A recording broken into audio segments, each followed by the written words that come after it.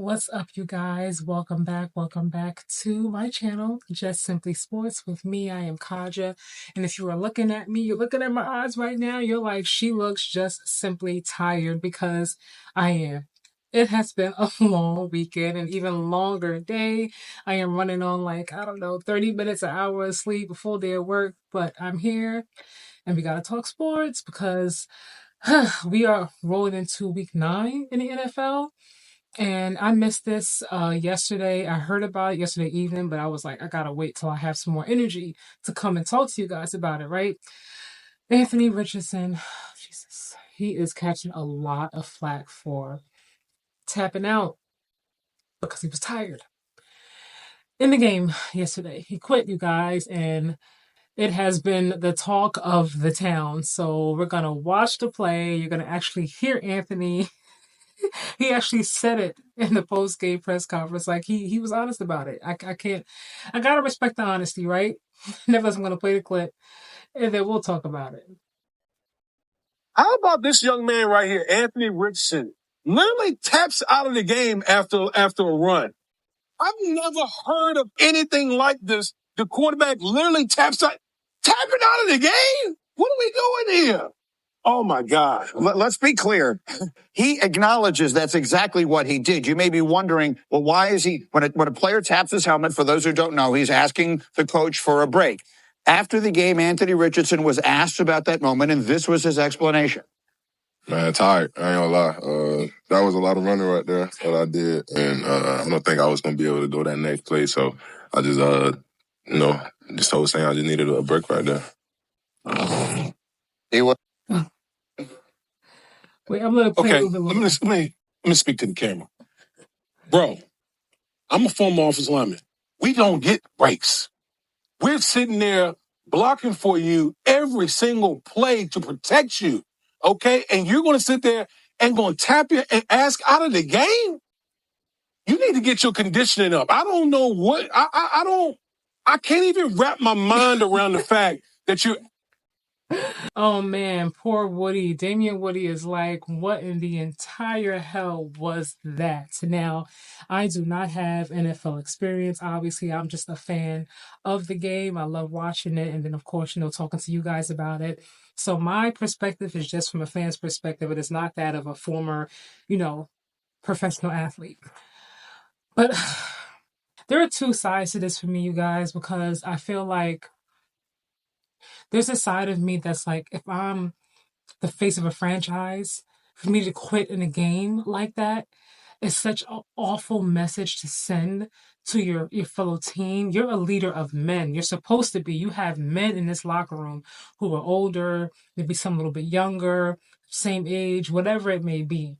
And you are the face of this franchise. The franchise selected you to lead this team, lead the Colts into the future.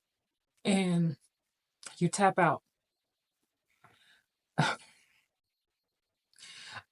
I always one that respects honesty, so I'm not mad that he was honest, but this is the one time, you guys, that I wish you would have just said, look, like I thought I hurt my ankle, or, felt like I twisted something in my arm. I don't know. But I'm just like, you can't say that. And then not on national television. That's such a bad look. And then how are you going to go and then ask those same men after you tap out to give you everything that they have, and to fight on for the next play and the next game and into the playoffs, which is probably not going to happen. But how do you ask that of your team when you do something like that? Like how they're supposed to follow you? Because I know one thing I know when it comes to sports and in life in general, in order to follow somebody, to follow someone as a leader, you have to respect them first. And I feel like that act right there may have just cost him the respect of the locker room. And I've been a fan of Anthony Richardson since college. Since college. I know he wasn't high up at first, and then the combine came around and he moved up because he had did so well. And then rookie season came, and then obviously he got hurt. So he did play a little bit last season, but he didn't really get the full rookie experience, right?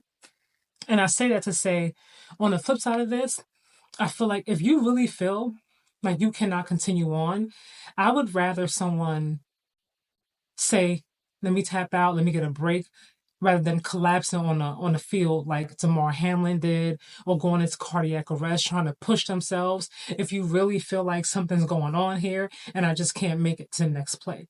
I know it's not popular, which is why I say there are two sides to it. But when it comes to your health, there was nothing scarier to me, just as a fan of watching that game, when Damar Hamlin like just collapsed. I was like, oh my God, like my anxiety, like I was up all night, like watching the news, like looking for updates. Like I really, and I don't even know this man, you know what I mean? I just felt like, oh my God, that's awful. You know what I mean? When I heard about Bronny, I was like, oh my God, I pray that this young man is okay. So I'm glad he can even get back to playing sports and he's still alive. But you can't play with your health. Sometimes you just got to be like, look, like I got to take a break. It might not be the favorable thing, but that's why I said it's a two-sided thing. Something else I want to tell you guys really quickly, and I feel like this has to be said. I've said it before in a previous video, but I'm gonna say it here again, just in case you missed it, which is why you should subscribe to the channel so you don't miss anything else. Got that right? See how I stuck it in there right there?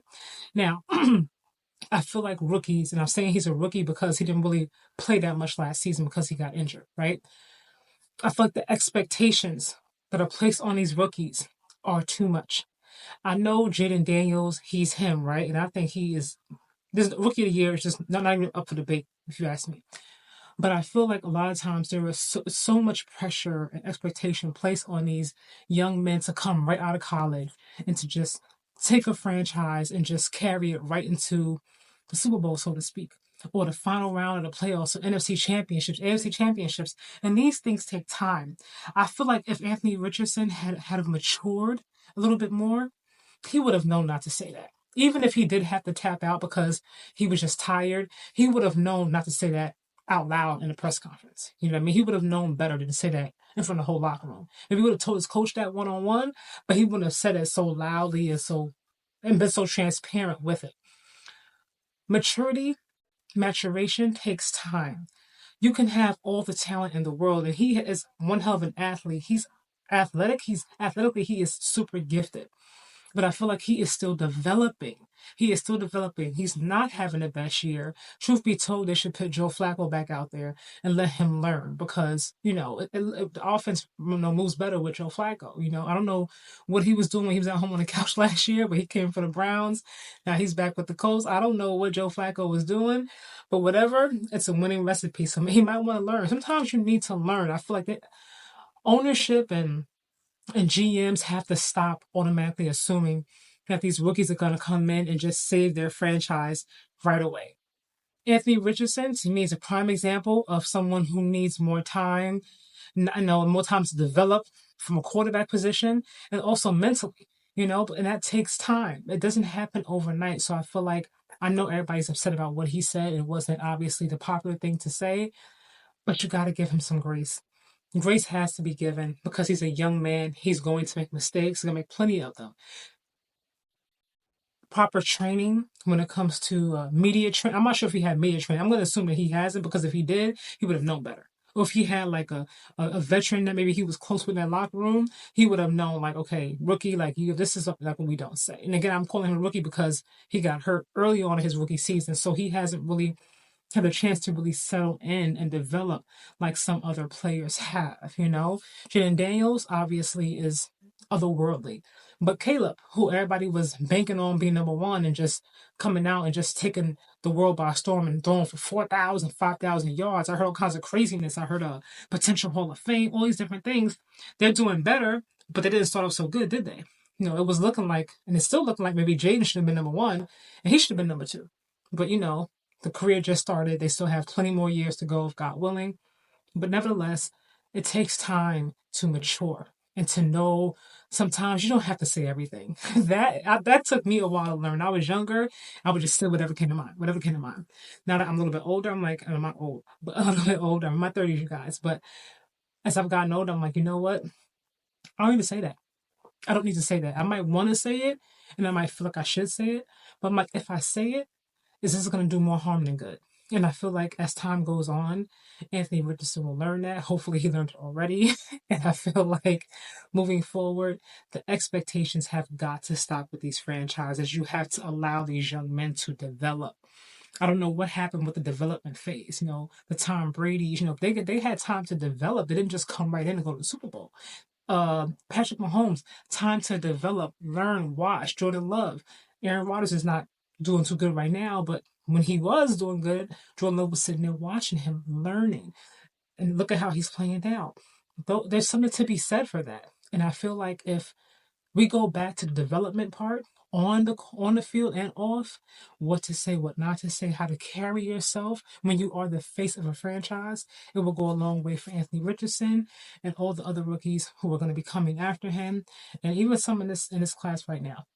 What do you guys think about this situation? Let me know in the comments. I will see you, of course, in the next